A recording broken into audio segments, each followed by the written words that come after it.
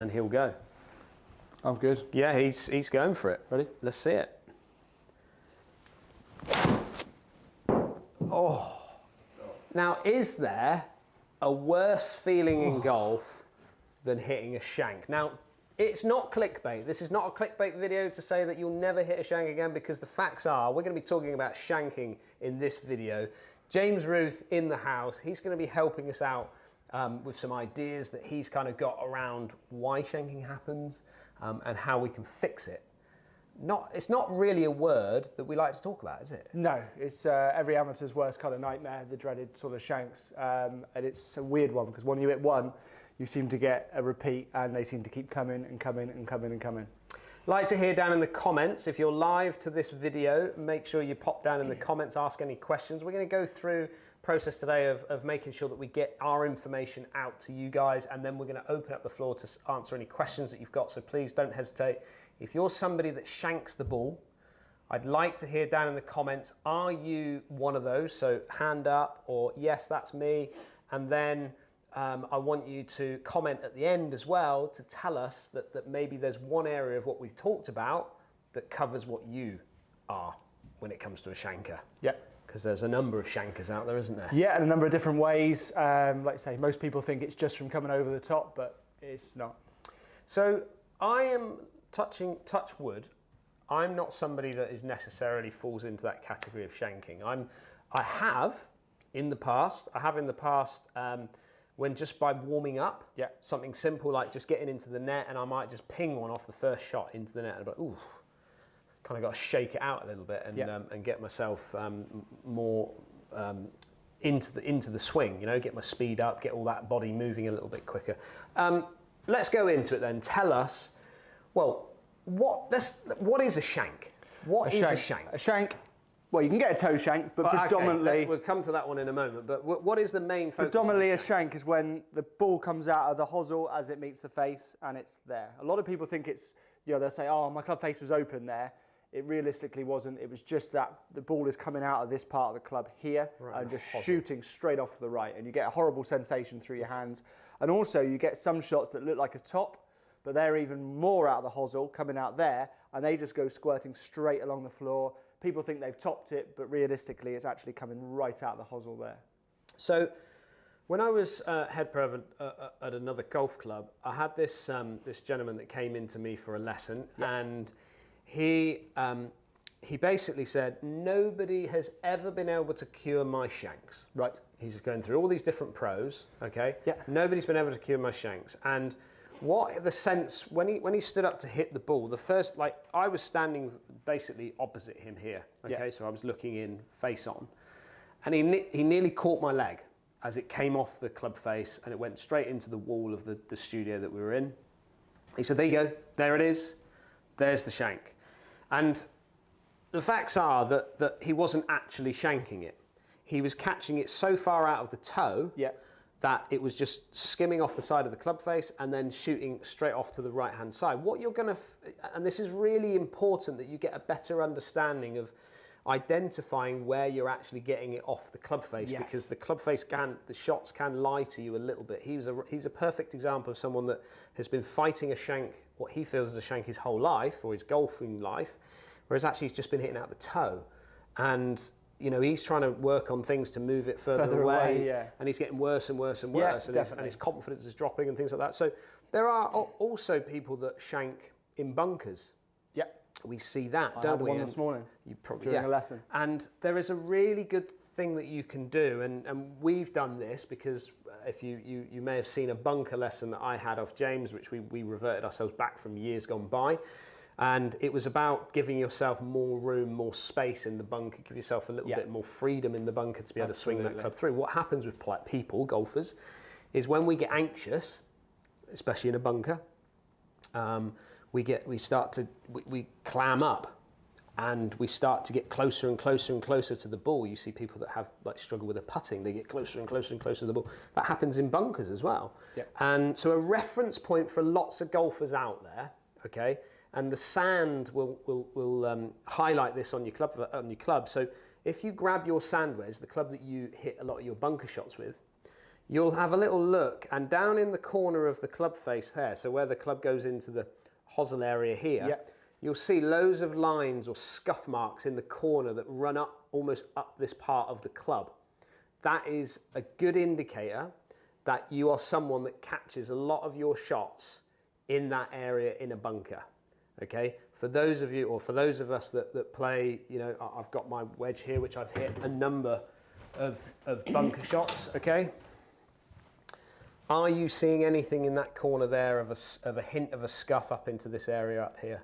Not really. No, and you'll be able to, so what will happen is you'll start to see lines like sand, old sand marks where it's come across there. And that is a really good indicator that you're somebody that could be shanking it in the bunker as well. It's interesting, I've not heard that. Yeah, one. you've not seen that before, but No. when you pick up, when your next lesson that you go and have, like today, when you saw your guy that you had a lesson with, if you pick up their wedge and just start looking up the side here, it will give you a really good indicator of where they're hitting it when it comes into the bunker. Because it leaves it on there. So just something for you to have a little reference point. I can see everyone now going and grabbing their sandwiches. So where we know what a shank is now. Yeah. Where do they come from? Why do we even get them? One thing I'm going to say, which not a lot of people talk about when it comes to shanks, is grip pressure. Okay. So a lot of people are gripping it tight, but obviously when they're hitting shanks, in transition, they're almost gripping it even tighter. And therefore that club gets forced out generally because they're gripping it tighter. Okay. So if you think of the club head and how heavy that is, the lighter you're holding it, the more that club head's going to be able to fall. But somebody who shanks the golf ball, who's gripping it tighter, is pulling on that handle and dragging that club head out, because predominantly the shanks coming out here are from the hands moving further away, the club getting out over the top, and then there's nowhere to go but produce the hosel to the club. Jump in, show me down the line with a, give me a couple of ideas of where this shank is kind of coming from in a bit more detail. So number one is going to be that club is coming outside, so thrown over the top, and then as I come down to impact, that hosel is being produced to the club that way. Yes. Okay. Another one is where somebody that might be a bit too toe bias, so their weight's gone over their toes, is then going to early extend, and then the hands are then moving further away from their body. Because their pelvis is going towards the ball, hands are going further away, they're trying to square the club face, and then just producing the hosel in as they go to square the club face up. Yeah.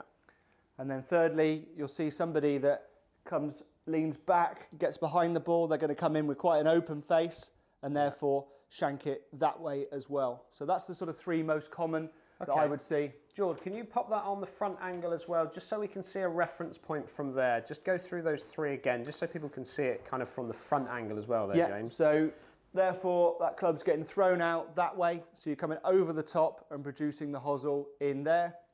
You've also got the sort of pelvis going closer to the ball, which throws the hands further away from you, closer to the ball. Yeah. Trying to square it up so it comes out of the hosel as you're shutting the face. And then as you're leaning back, that club face is coming in open and producing the hosel in with an open face. Yeah, okay. Okay, so let's go to each point. Yeah. All right, let's start with the first one and then we'll just work our way through. What can people start to do to maybe make some changes in these positions? Some drills and things like that. So when you're doing these drills, yeah. Okay, the key thing is to get the feel. Okay, so what I see a lot of players, I'll get them to do a drill, brilliant. When you take the drill away, then they seem to struggle to recreate what we've been doing. So when you're doing the drill, you really need to feel what you're doing differently, as a sense of in the hands, maybe do it with your eyes closed to get a really good sense of what you're doing differently. So the drill I've set up here is 2 balls as so. Yeah. So somebody who shanks the ball, their hands are generally going to be getting further away from their body as they're hitting the golf shot. So what I'm going to do here is address the outer ball, and all my intention is to hit the inner ball. Good. Okay, so what that drill is doing getting me to do, is bring my hands closer to my body, rerouting that club more from the inside so that I'm able to hit the inner ball. It's not an easy thing to do, but again, if you can do it slower, let the club actually fall, then you're able to deliver that. Yeah. Okay? So for that, I mean, I'm a big one that strike is king. Strike kind of rules a lot of what kind of happens with it all, but you're focusing on a strike location there, aren't you? You're trying to move the club. You're trying to get a sense of What does it feel like to be able to move the club, to move it into a position of different strike performance? Yeah, so I'm getting basically my hands to change path. So predominantly the hands will move further away for the shank. So I'm getting something to bring the hands closer in. So then I'm just going to be able to produce the club more in the centre. Okay. Okay, next one then. So next one would be, so I've seen a lot of stuff over the years and heard a lot of teachers say, address it out the toe. Okay, I'm going to completely go opposite to that and say address it out the heel.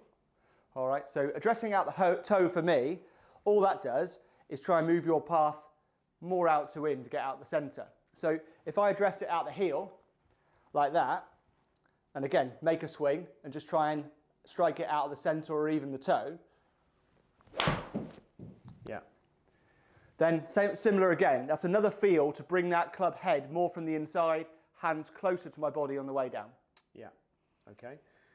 Something I'm just going to jump in with on a couple of the points that you're making there is talk about, you can hit this, James, it's fine. So, you know, if you, first and foremost, we're trying to identify, you know, because there's a lot of players out there that won't know really where they're hitting it. Yeah. As in, you know, and we use these drills with the gates on the putting and stuff like that to see where, you know, make sure you don't hit that tee or this tee. But setting up almost like just the feeling of a gate or you know, between two tees, getting that ball directly in the middle there. If you just hit that shot for me from there, what we're going to find for someone that hits shank, which tee are they going to take out? They're going to take out. They could take out either, but mainly the right-hand tee. Yeah, the one possibly further away as they fall into the shot. So there's somebody that gets a little bit that way, then you might take the inside one, but generally it's going to be that outside one that disappears. Absolutely.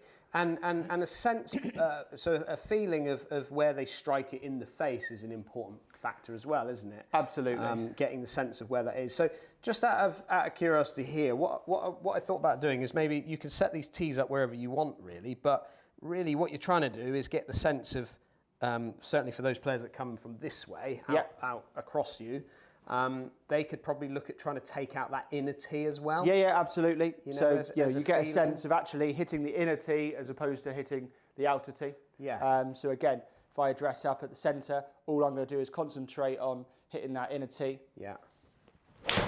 Good. Yeah, really clip that away. It's a good drill. You can do this on a range. You can do this in a net before you tee off. Yeah, you can do loads of different things. One thing I like to do is basically put a ball as close to a box as possible. Okay. Yeah. So some people use head covers, but you can sort of miss a head cover. But I've got that club as tight as I can, so to the centre of that box. Yeah. So anything that comes out to in, or even underneath that way, you're going to hit the box. Yeah. Okay. So for me, it would be again, make that golf swing and miss that box. So I've actually pulled my hands closer to my body there and caught it out the toe. Yeah. So that's a really good way of kind of hitting golf shots to avoid that shank because I've pulled my hands in closer to me. Yeah, I like it. Now, what about things like, you know, the weight movements and where the body is and things like that? What are we seeing from that side of it as well? Again, somebody who shanks is going to generally keep their weight more towards their back foot. Okay. So that sort of weight is going that way as the club goes out and over. Similar to what we were talking about with the early release, I would love to see from the top people's weights just moving forwards into their left foot without the club wanting to go that way, out and over. So the more you can kind of, again, box down, I would imagine that there's a kind of some wheels on that box that are going to go directly sideways. So once I've got up, I'm going to move my body along those wheels as I turn through, and then it's much easier to deliver that club from the sort of inside. Yeah. I think from my point of view, when I've done lots of this coaching and things like that, I think that understanding strike location is important as anything else, just as important as anything else in the golf swing. So if you're working on certain things, there's, you know, understanding where your low point is, understanding where you strike it in the club face, whether it's whatever club you use, working on strike is massively important. Yeah, massively important. And I know I was just sharing you those tee positions there, but those are drills that I would certainly get lots of people to think about is, can you set up in the middle and get the feeling of hitting the outside tee? Can you get the sense of hitting the inside tee? You know, what does it feel like to move that club further and backwards and forwards away from you? Yeah. So for me, trying to hit a shank earlier, I really had to feel that my hands got away from my body an awful lot, really extended away, and that was the way I could feel to get a shank. So anybody doing these drills, like I said earlier, you've really got to feel what you're doing different. Yeah. Because I can put a box there, somebody can miss the box because they've got good hand-eye coordination, but they're not necessarily getting that really good feedback as to what they're doing different. Because they take that box away, suddenly the shank comes back again. So, you know, you really need to get that good understanding of what you're feeling different. So if I've got a ball here on the outside and a ball on the inside, if I tried to do it with my eyes closed. Let's get you in there, sorry, let's get you back in here. Just So get rid of the box. So, you know, if I do that with my eyes closed, as a sense, and even try and hit one. Good. Okay, I'm really having to feel what my hands and arms are doing differently to get that club channeling more from the inside. So I can create a feeling in my golf swing as opposed to a reaction when you've got your eyes open and you're not necessarily getting that real sense of what you're doing differently. And like I say, I'm not adding pressure. See somebody that shanks it really adding pressure and adding force in the downswing rather than just having that nice relaxed grip. What about those players that kind of get into this position underneath here, falling forward, those sorts of players? Is there anything they can do with hip movements or twisting and turning in their body? Is that a lot of that I see is in toe bias. So, you know, trying to get their balance points more in the center and more in their heels. Because if somebody gets more in their heels, it's going to bring the club and the handle closer to them and therefore stop them going further away with their hands. Extension into that side. You know, you see lots of things where people try and feel like the left hip goes back and things like that. But for me, if people stay more in their heels, it's easier for them to keep the club sort of handle closer to their hips on the way through. Yeah, I agree with that. I don't have really that many questions that have come in. Jordan, have you got any questions over there? Because there's nothing coming through on the on the tablet there, so I don't know. But I'm a big one for the, you know, you talked about your eyes being closed and you know, don't be afraid to, especially if you're not somebody that has access to a driving range or a studio or a net, you know, you can do this in the garden, can't you? Absolutely. You don't need golf balls to do this. You could have, you know, just a lineup of tees and just getting the sense of, you know, setting up here, trying to hit into the tee there, or setting up on the outside of the tee and then trying to work it more on the inside from there. These are all little drills that people can do in their garden, or in their lounge, you know, as a feeling, and go over something or see a point of what reference, should we say? You know, get somebody to video you on the golf course or on the driving range, and you know, if you can get one of those shanks on camera, you'll have a good idea of where that ball's coming out. So, you know, on the club face. So then you can really start to actually practice a drill that kind of delivers the club in a different position coming through and something you can really feel. Yeah. Well, I don't think there's actually any questions that have come in from the live show, so I think that's pretty much covered everything that we needed to cover from the shanking. Obviously, what we always sort of suggest for people is don't be afraid to go and have a lesson. Go and chat with someone about it. See people like James who can help you with their game. They'll probably be able to identify things, especially if they're using TrackMan or Quad or something like that. They'll be able to identify things pretty quickly as to what is going on in your golf swing. So just make sure you go and get yourself booked in.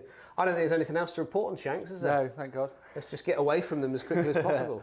Don't forget, if you are new to the channel and you like what you're seeing from these videos and live videos, to hit that subscribe button. A big thank you to James for coming in and sharing his thoughts. Got loads more of these live shows coming your way, and we'll see you all again very soon.